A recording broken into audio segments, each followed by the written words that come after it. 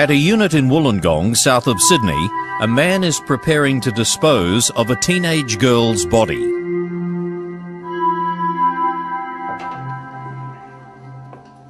The body has been decapitated and the fingers removed.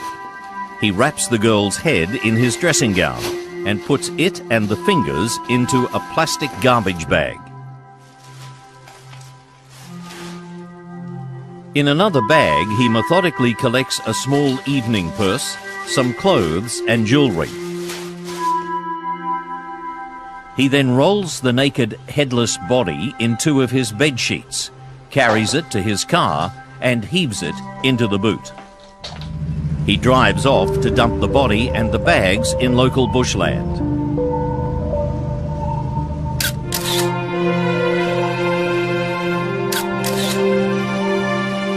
When the body is discovered the next day, police appear to have very few clues with which to solve a baffling crime. Do you mind this for me? I'll be back soon, all right? Yeah, sure, mate. But slowly, a trail of evidence will emerge as detectives embark on one of Australia's most sensational murder cases, involving a brilliant, groundbreaking forensic investigation.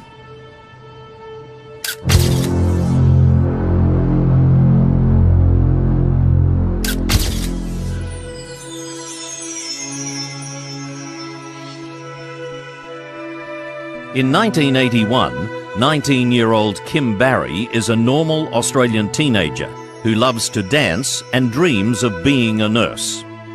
With her parents Brian and Beverly, her grandfather and her younger brother Wayne, Kim lives a happy family life in Mount Pleasant, a northern Wollongong suburb. Kim was a lovely girl. For those who knew her, as I did, she was a very trustworthy person, to the point where I allowed her to babysit my two children on occasions. To me, she was always happy and bright, very outgoing, but then very outgoing on the outside, but very sensitive on the inside. But she's just a general run-of-the-mill teenager. To keep her nursing dream alive, she regularly volunteers to help nurse disabled children at Cram House, a local hostel. And Kim was one of the girls that really had a heart for those kids, and she really was interested in taking care of them, helping with them, you know, to feed them and clean them, because they needed cleaning permanently, of course. They were that handicapped. And I loved working with her because she was a really good worker. I really thought she was very nice.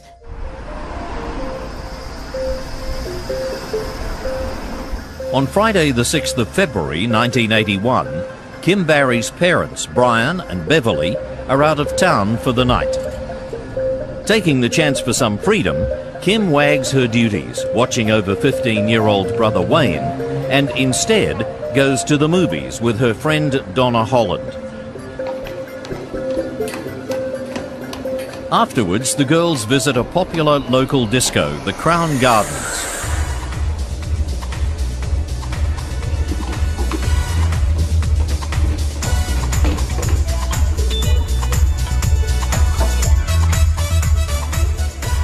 Also in the disco this night is 23-year-old miner Graham Potter, who's celebrating his Bucks night. Slow down there, right? He and fiancée Cherie Jones are due to be married in 8 days' time, on Valentine's Day. All right! It's a joint celebration, as it's also a 21st birthday party for Graham's younger brother, Glenn. The disco craze is still raging in 1981, and the Potter boys are keen dancers, having studied at a local modern dance studio. Kim also studied dancing at the same school, and even had a brief crush on Graham.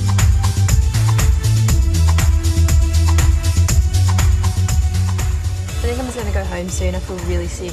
The last train's coming soon.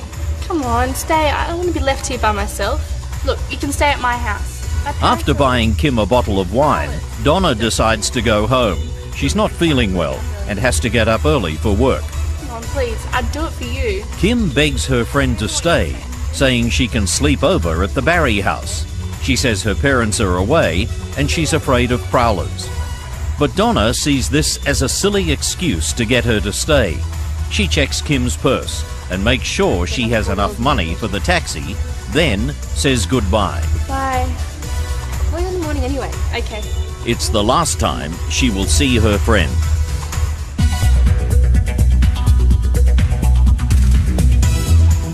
Thanks, mate. Graham, how you going? Kim! What? It's not long before Kim spots Graham at the bar and walks over to say hello. Hey, let's go around the corner and have a seat. Yeah, sure. Have a chat. Sounds good. So you having a good night? Yeah, I'm having a great night. Oh, that's good. I really like your hair, by the way. It looks really nice, Hey. Sometime later, Graham walks over to Glenn's table and hands him the bottle of wine and his cardigan, saying he'll be back soon. Bro, do you mind this for me? I'll be back soon, alright? Yeah, sure, mate. I love this place. It's excellent. Yeah, it was really Graham and Kim then take a taxi to Graham's unit in nearby Corrimal. Really pumping, really full of energy. Look at this. Music. Alright.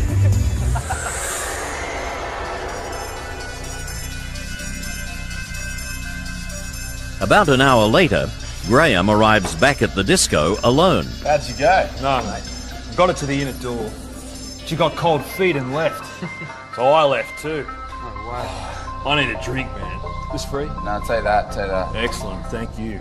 Mate, you've got nothing to worry about. You got a wife, mate. Oh, come on, man. Shh. The next day, Saturday, Kim Barry's parents arrive home to find that she's left her 15-year-old brother Wayne at home alone and has been out all night. The Jamberoo Mountain Lookout, southwest of Wollongong, has breathtaking views out over the southern coastal plain. It's also the favoured place for local car thieves to dump their vehicles once they've finished their joyrides. On Sunday afternoon, apprentice plumber Scott Davies arrives at the Jamberoo Lookout. He needs to repair his old Holden and wonders if there might be any spare parts to be found among the wrecks in the bush below. There's no safety fence at the lookout, so to get a closer look at the wrecks below, Scott crawls carefully down a track just below the edge and looks over the sheer drop. Amid the rusty wrecks in the undergrowth, he suddenly spots what appears to be a naked body wedged against a tree. The head is out of sight. Shit. Horrified, he scrambles back to the top to get help.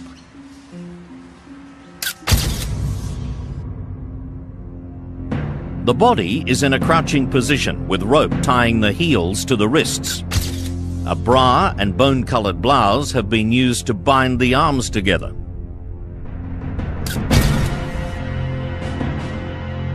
The head is not obscured by the tree as first thought. It's been cut off entirely at the base of the neck.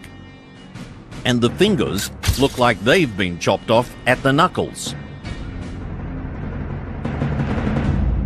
It was a very barbaric murder. Fingers severed, head decapitated, and no sign of either anywhere near the body. They'd just been flung over a cliff, tied with rope and just thrown over the cliff. Had it have not lodged where it did, next to the tree, then it would certainly have travelled a lot further and probably never ever been found. Or if it had been found, it would have been found in a skeletal state. It was recovered and taken back to the morgue, and having worked at homicide for many years and seen some pretty gruesome stuff, that's probably one of the most grisly I've ever had to deal with.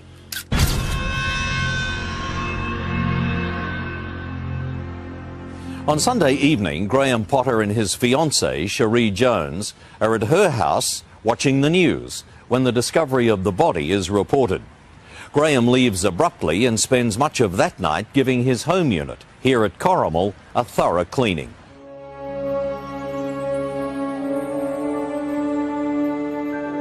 At the Jamberoo Mountain Lookout, police begin a massive search of the area. organised a bit of a search around the area looking for the head and the hands, which was fruitless. When we examined the body, we found that it had an unusual bra attached to it and a blouse. That was the only clues that we had as to who this girl might be.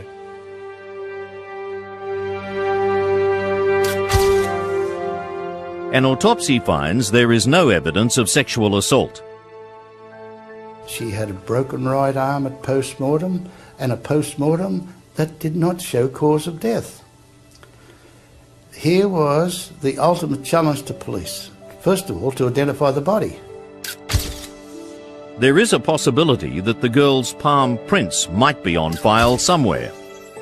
There were no computers about. It was handed to me to search those handprints against all known females wherever possible, drugs offences particularly if I could, and endeavour to identify them. Without a computer, it was a Herculean task. I did not relish the job at all, but I remember digging out a few hundred palm prints and going through them. Faced with so little to go on, detectives hold a press conference on Monday morning and make the unusual decision to display their only clues.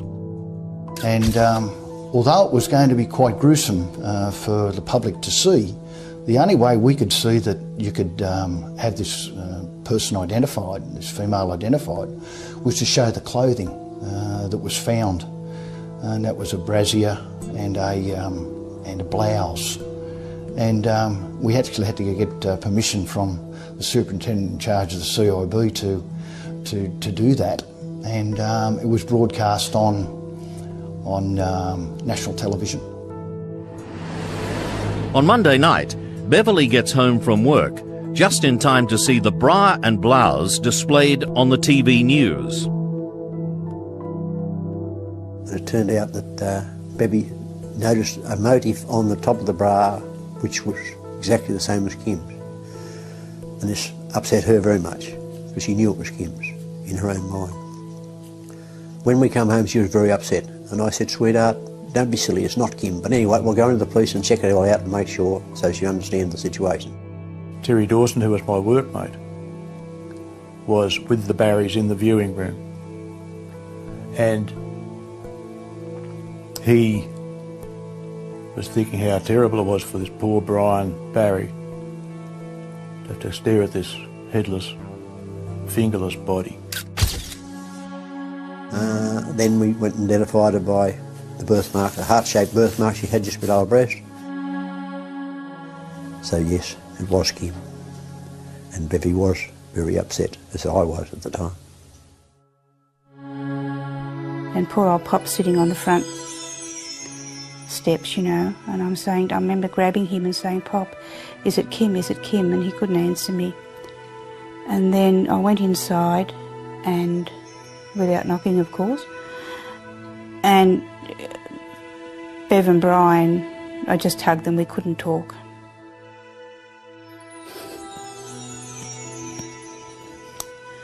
Sorry. And I didn't have to ask them, was it Kim?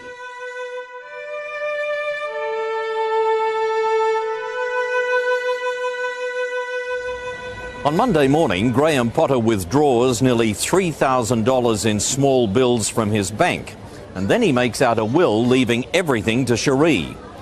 He also gives his solicitor a letter for her, telling the lawyer that he's in trouble and must go away. He then rings Glenn to say he's leaving town.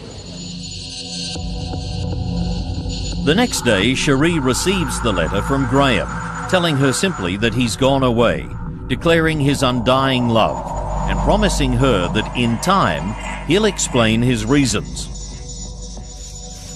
A few weeks pass and public interest is beginning to wane when suddenly another shocking discovery thrusts the case back into the headlines.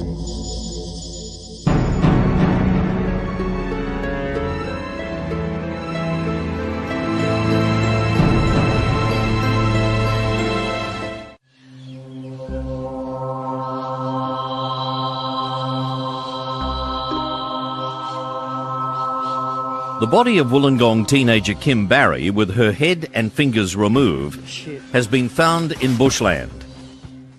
There is growing speculation that the gruesome killing and mutilation is the work of hardened criminals, possibly drug dealers. Why did the police immediately assume it was drug-related? Mainly, the post-mortem showed no evidence of sexual assault, and they likened it to a recent case called the Mr. Asia inquiry, where the drug lords disposed of their unwanted couriers by removing their heads and fingers, or hands even. No, I had to stop. Got too busy. Who we were looking for? We were looking for some person with, it was suggested at different times that it was a person with surgical background. It was a satanic ritual or similar things when the body was found. But these people, the public in Wollongong, were frightened, and we had to work very, very hard to allay their fears and to bring a person into custody. Police investigate every aspect of Kim's life, and they're quickly convinced she was a clean-living, kind, caring and responsible young woman. We knew there was no drugs because there was things that come up through school and that sort of situation, and the way she didn't want to become involved with girls involved in that scene throughout her school life, and particularly in the high school. There was no suggestion whatsoever that Kim was involved in any way in anything other than a lawful occupation and a good family girl. It's clear that Kim was certainly not the type to be involved with criminals, let alone do anything to give them any reason to kill her. All they can say for certain is that she must have met her killer or killers either inside the Crown Gardens disco or soon after leaving. We then had a copy of the clothing that she wore on that night made up, exactly the same. And on the Friday night, following her death, we displayed this together with a photo of Kim outside the disco. And as a result, a number of people came forward and told us that they'd seen her at the disco that night. Hi, can I please have a bottle of Liebfrau wine? Sure, how many glasses? One of the bar attendants remembers selling Kim a bottle of Liebfrau wine. Meanwhile, Graham's sudden disappearance causes one friend who'd partied with the Potters at the disco to wonder if there's a connection with Kim's murder. He reports his suspicions to police. Information was received to the inquiry that Potter had gone missing from the area. And that was just put on what we call a running sheet at that time. And my workmate and I, Gary Roberts, were given the job of trying to track down where this Graham Potter might be. Cheers, fellas. Oh, thanks, mate. Cheers, Thank you. Checks on Potter's background show that, as well as working in the mines, he had also worked as an assistant at a hospital morgue, where he would have observed post-mortem examinations. I know, I haven't seen you. The major breakthrough comes when they establish that not only was Potter at the disco, but there is absolute proof he was actually with Kim. Do you really want to stay around here? I was thinking of leaving. Change the scene? Yeah. When my workmate and I went and interviewed one of the witnesses, she indicated to us that she was sitting there and a person she knew, being Graham Potter, walked over and put a bottle of Liebfrau wine on the table, as if to say, well, you finish this. We knew from previous information that Kim Barry had purchased the only bottle of Liebfrau wine that night. So that put Potter with Kim Barry. And then the information that he'd left the area and started us on his trail. Police immediately interview Potter's family and obtain a warrant to search his Corrimal unit. They're surprised to find it's been thoroughly cleaned and is completely empty. It was strange because Cherie Jones and the Potter family decided to put the unit on the market after Potter disappeared. And all of the things that that were in the unit when this crime took place had been removed and taken to the parents' house.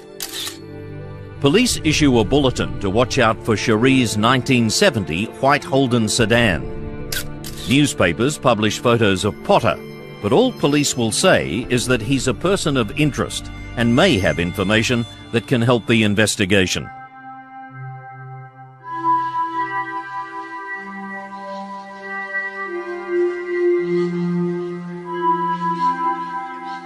It's now 3 weeks since Kim Barry's brutal murder. On a warm Saturday morning, a local man is out driving on the Jamberoo Mountain Road. He let the dog out of his car and the dog called him back, but the dog wouldn't come. He then made a search to find the dog and found the skull, a human skull. He, of course, contacted the police and we attended there. And the next day, the skull was examined and the teeth were examined and found that they were identical to Kim Barry's teeth, and of course it was her skull. Once again, police rescue squad officers converge on the area and mount a widespread search. Not long after it commenced, one of the boys came up to me, one of the senior constables, and he said he'd found a trail of hair.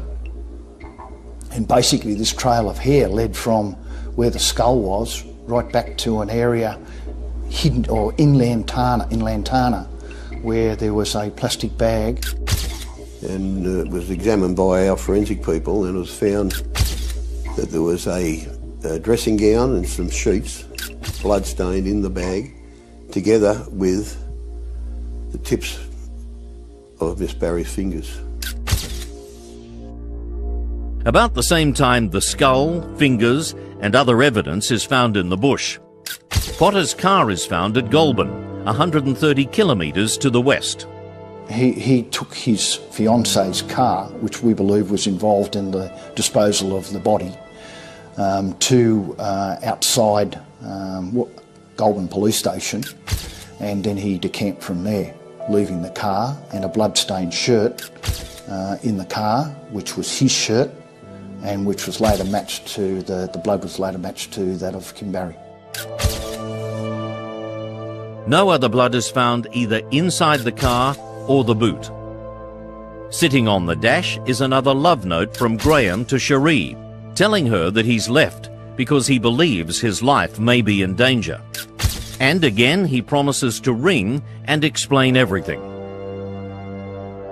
A police search team revisits his unit, this time with forensic biologist Joy Cool, who conducts tests for blood in all rooms of the apparently spotless unit. In the bathroom upstairs, Joy finds evidence of blood in the basin drain and on a tap. In the spare bedroom, 2 more blood stains are found, and then she spots shampoo bubbles near the edge of one wall. She lifted the carpet in the second bedroom, and on the underneath part of the carpet there was a significant blood stain. Some hairs are also found in some fresh paint along the skirting boards. They also find Kim's hair in the clothes dryer. All the blood samples give a positive match to Kim's rare blood type. Her blood group fell in a very rare category. Less than 1% of the population had such a blood group, and this is years before DNA.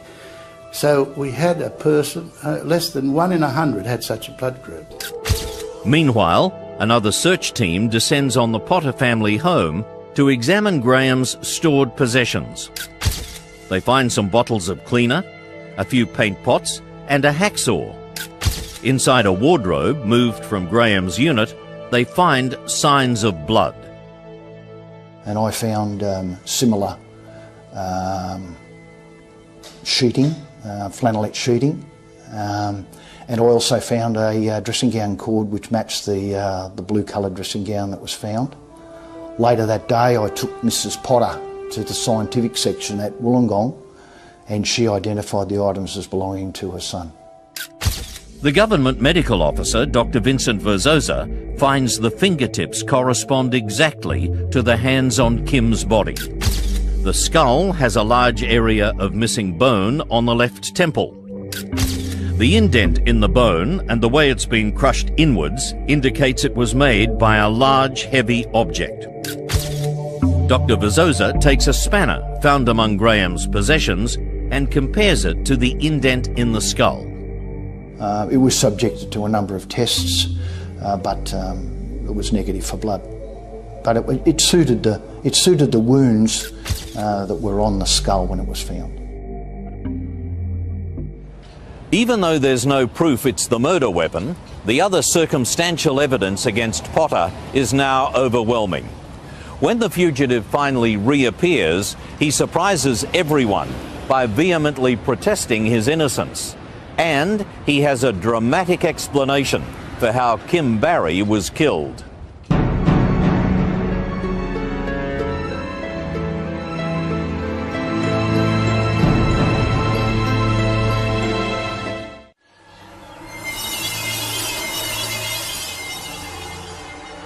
A brilliant forensic investigation into the murder and mutilation of teenager Kim Barry has identified the likely killer.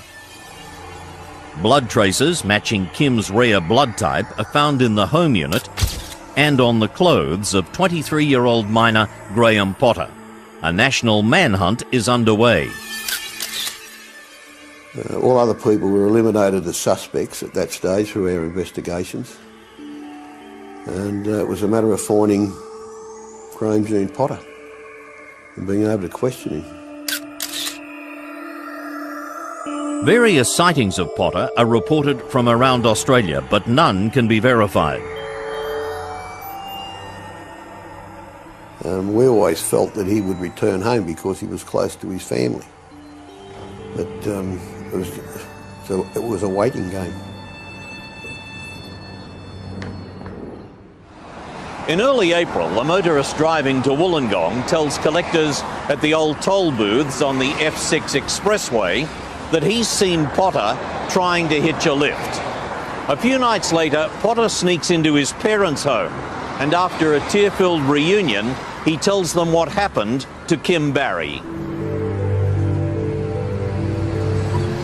His story begins on the evening of his Bucks party when Glenn left his car at Graham's Corrimal home unit and the two brothers took a cab into town. Cheers, guys. Hey, thanks, mate. Graham, how you going? Kim! How are you? Around midnight at the Crown Gardens disco, he meets a girl he knows only as Kim, and they sit and talk on the lounge. You look upset. What's the matter? These two men were harassing me. They kept walking up and threatening me.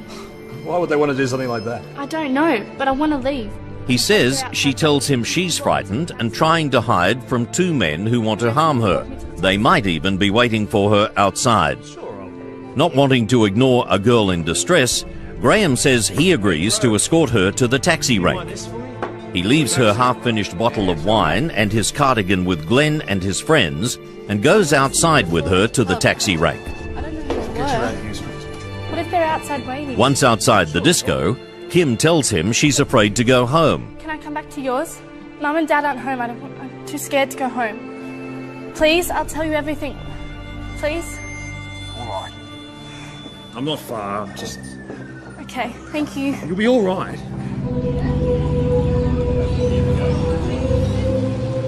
It's about 1 a.m. when they catch a taxi to his unit. Come in. This is my place. Have a seat. Make a cup of coffee and you can tell me everything about it, all right? Thank you. All right.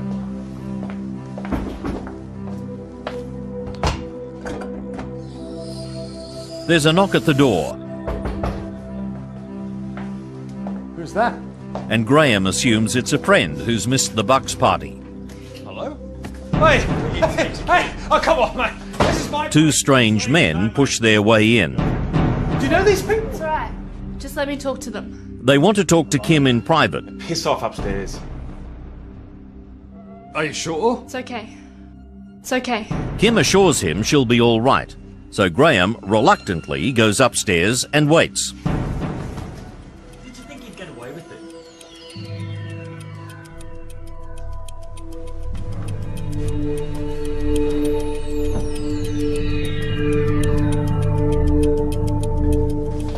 Suddenly, he hears shouting and loud noises.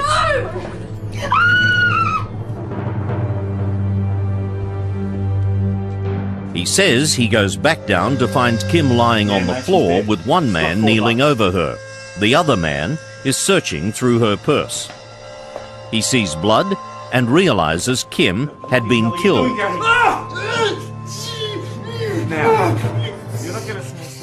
He's told if he doesn't keep his mouth shut and cooperate, he'll also be killed, along with his family. Don't worry about her, we'll take care of it. He begs them not to hurt him, promising he won't say anything. He says he's ordered to return to the disco and act as if nothing has happened. They warn him that if he tells anyone, then he will be blamed for the murder as it happened in his unit. It's about 2 a.m. when he gets back to the disco.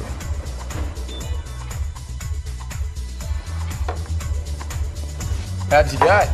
He says he follows the murderer's instructions, continuing to party with Glenn and their friends as if nothing has happened.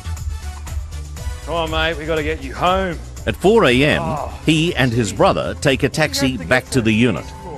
Graham says nothing to his brother about the murder. It's all right, come on, mate. Next step, next step.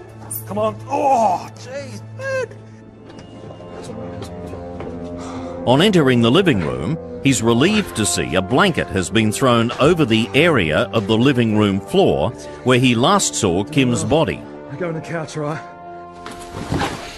Glenn goes to sleep on the couch, while Graham heads upstairs to bed and cries himself to sleep.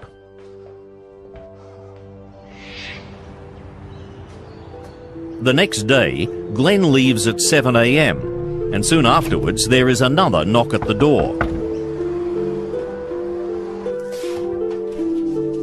Morning, sunshine. Let's go. Let's move. The murderers push their way in and force Graham upstairs, where they reveal Kim's body has been left in the spare bedroom. A horrified Graham is forced to stand by, while the men decapitate the body on the floor of the upstairs bathroom using a knife and meat saw taken from the kitchen. No, stop! Are you going to cooperate? Yes. Are you going to cooperate? Yes, yes. It's your house. Everyone's going to think that you've done it. You've got to get rid of the body. You got it? What? Oi, look at her! They then instruct him to dispose of the body, warning him that if he doesn't continue to cooperate, he will be blamed for the murder. Graham says he's now in too deep to turn back.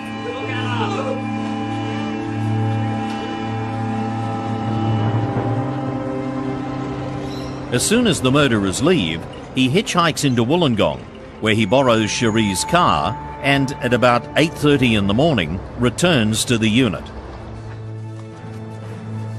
He ties the hands and feet using Kim's own bra and blouse and then wraps the body in his sheets and carries it to the car. After wrapping the head in his dressing gown, he picks up the fingers and puts them into a plastic garbage bag. It's then placed in the car behind the driver's seat. Kim's purse, her rings and the rest of her clothes are then placed in a third bag, along with a blood-stained rolling pin that he assumes was the murder weapon.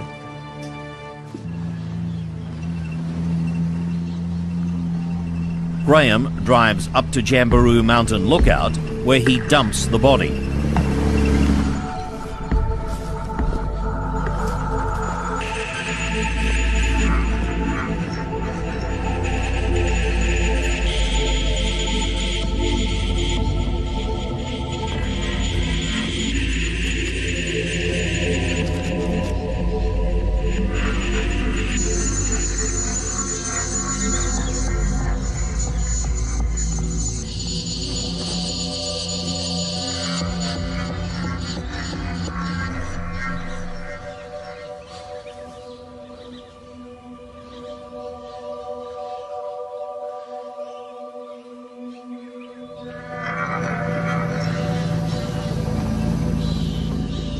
Returning back down the mountain road, frightened and confused, he suddenly remembers the bag with Kim's belongings in the boot and stops to throw it into the bush.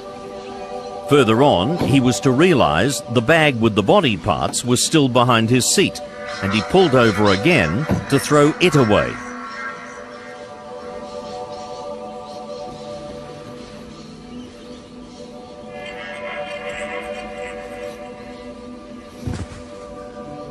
After staying with Cherie on Saturday afternoon and all day Sunday, Potter spends Sunday night cleaning his unit to remove all traces of the murder. On Tuesday, he drives to Goulburn, abandons Cherie's car and takes a train to Melbourne, where he changes his appearance. He dyed his hair. He'd dyed his chest hair to a reddish colour. So he'd obviously wanted to disguise himself while he was on the run, because his photo was national-wide as being wanted for Kim Barry's murder. Graham says that he flew to New Zealand, where he found a job. It's not until he hears he's under investigation that he decides to return to Wollongong and assist police with their inquiries. When Potter arrives home, his family calls the police and he's promptly charged with the murder. He refuses to answer any police questions, to make any statement, or to give any blood or hair samples. In fact, it's not until his trial that the police and public first hear his sensational explanation of what happened.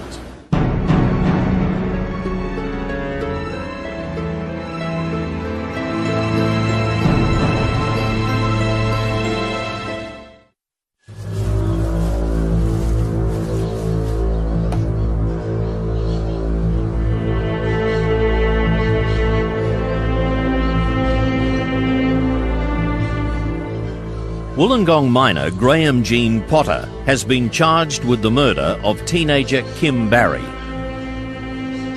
At this stage, he will only tell his lawyers the whole story and even adds some new information. Part of that statement also said, I remember on the way home, I said to Kim, will you pay for the taxi? And she showed me a purse that had no money in it. But I did notice all these little white packets, plastic bags full of white powder. But I didn't think anything of it at the time. Another logic tells you that if you've got $100,000 worth of heroin in your bag, which was disproved later, that you wouldn't be showing it to some idiot and saying you haven't got a penny. On July 22nd, 1981, Graham Potter appeared at a magistrate's committal hearing. Among the spectators were Kim's parents, Brian and Beverly Barry. The hearing lasted several days, and Brian attended every day, but refused to allow his wife to be present when evidence of Kim's mutilation was presented. The prosecution called more than 50 witnesses to outline all the evidence, pointing to Potter as the killer. It wasn't until the defence applied again for Potter to be released on bail that his story of Kim being murdered by two men is publicly aired for the first time. The revelation causes uproar in the courtroom. Potter's story is loaded with inconsistencies. He hardly knew Kim, and yet he claims he left his bucks party and his brother's 21st to help her. He later took his brother back to a crime scene, knowing a body and two killers might still be there. And then he went to bed without even looking in the spare room. He returned to the disco. He went a short distance from Wollongong Police Station. So if his story has later come out that two other people had killed Kim Barry and had left and told him to get rid of the body, he was by himself. Why wouldn't he have gone to the police station? If you had got attacked by drug men and told to get away down to the dance hall and you came back 3 hours later, wouldn't you search the house for these terrifying thugs? But he doesn't even look into the spare bedroom. He alleged these two men had killed the girl. Let's go. Let's move. And they're going to come back to the scene of the crime after they let a person go and let him do whatever he liked to do. police could be in there examining the body. You've got to get rid of the body. You gonna do that? All right! Do it! All right! And of course he went to the extraordinary length of dumping the body in one location and then of course the head and fingers in another location. While Potter's on the run, all the stories he's been reading, up until he ran and afterwards, always seem to carry the same theme. People who chop heads off, people who remove hands are in the drug trade. Oh no! Potter's lawyers again seek to have him released on bail. The request is again denied, but the court orders that his story of the two men be investigated. A police identikit expert is sent to Sydney's Long Bay Jail, where Graham spends an amazing 4.5 hours over 2 days choosing the facial features to make up portraits of the men. The identikit experts say witnesses usually choose the eyes first, but Graham keeps changing the eyes. And we had to then go around and see all the witnesses we knew from the disco and find out whether anyone had seen those particular men. Nobody had seen those men. The trial opens in the Wollongong Supreme Court in March 1982. Joy Cool presents all her evidence of the bloodstains found in Graham's unit matching Tim's rare blood type. Even more sensational are the tests on a hacksaw found among Graham's possessions. A number of scientific tests were done by Detective Sergeant Henry Delaforce, an incredible scientific fellow, and probably one of the best in New South Wales at that time, if not the best. Sergeant Delaforce had to give illustrations of the markings left on bones using different saw blades. Delaforce also showed that pliers had most likely been used to remove the fingers from Kim's left hand. After 11 days of evidence, the Crown rests its case. Graham Potter is the only witness for the defence, but even now he avoids any questions. Instead, he makes what's called a doc statement, thereby avoiding cross-examination. He would have given himself in such a tangle that it would have been obvious to anyone that he was guilty. His legal advice would have given him, don't possibly get in the witness box because you're going to be ripped apart. In his summing up, Graham's barrister points out that police have shown no motive for the killing. He also suggests that the two methods of removing the fingers is proof that two murderers were involved. The defence position is that Graham cooperated with the killers and ran away because he was genuinely in fear of his life. Crown Prosecutor Mr. Joseph Gibson, QC, then summed up, calling Graham Potter a cold, cunning and calculating killer. And just over an hour later, declares Graham guilty of murder. I remember Justice O'Brien making comment about that, what tremendous scientific work had been done, more particularly by Sergeant Delaforce and all members of the investigative team. It was a really a jigsaw puzzle that came together because of scientific work. It was a forensic evidence that carried through on the day because there was never any omissions. Witnesses, there wasn't any to my knowledge, and it was a very difficult case that had to be proved on forensic evidence.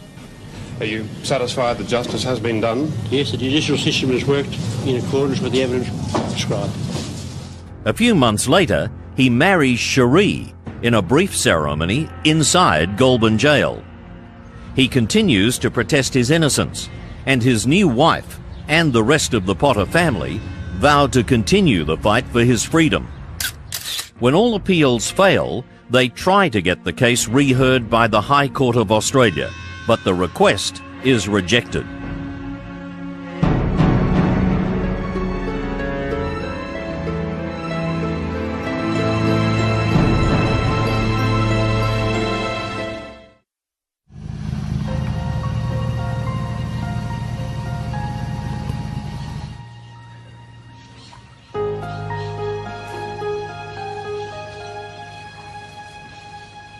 In April 1982, Wollongong miner Graham Potter is convicted of the murder of 19-year-old Kim Barry.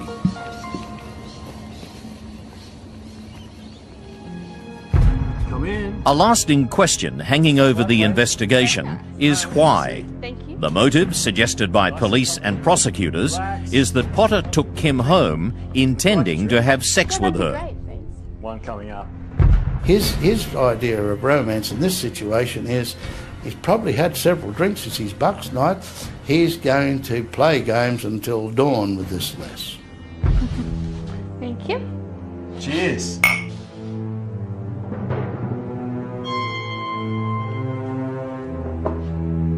It's all about you and me tonight. What have you got there? But somewhere, You're getting married next week? Kim Barry decides that it's getting out of hand. Yeah, but I'm not married now.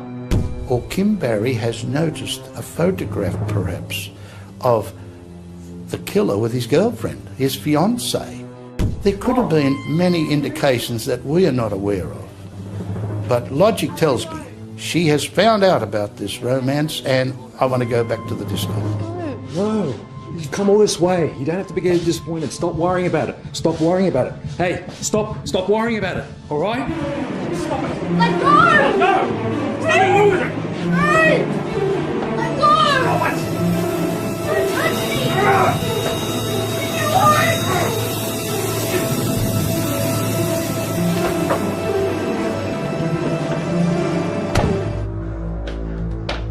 Detectives have even suggested that Kim may not have been killed with the first blow.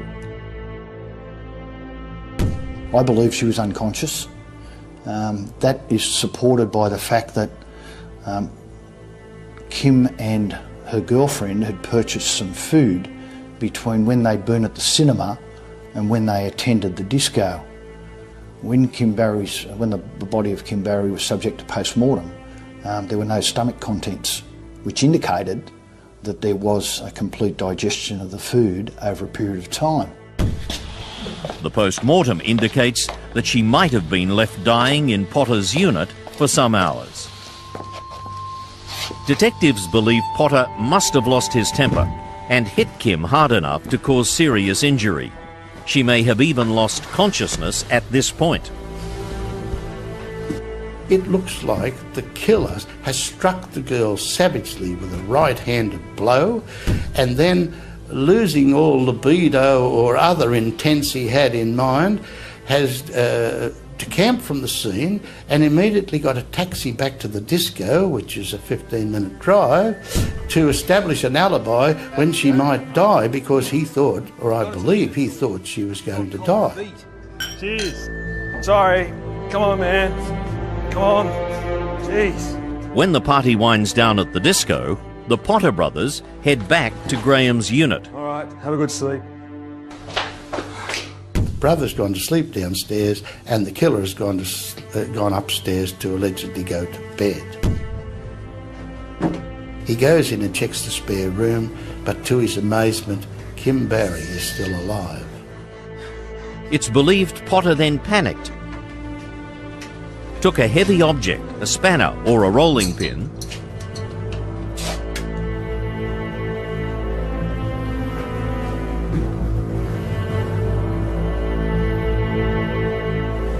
and brought it down on the girl's head.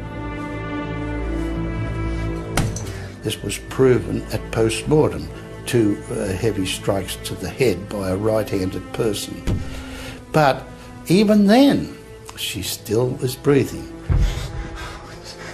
A blow to the front of the head doesn't always kill that easy. So then I believe, in my own mind, that he's strangled her.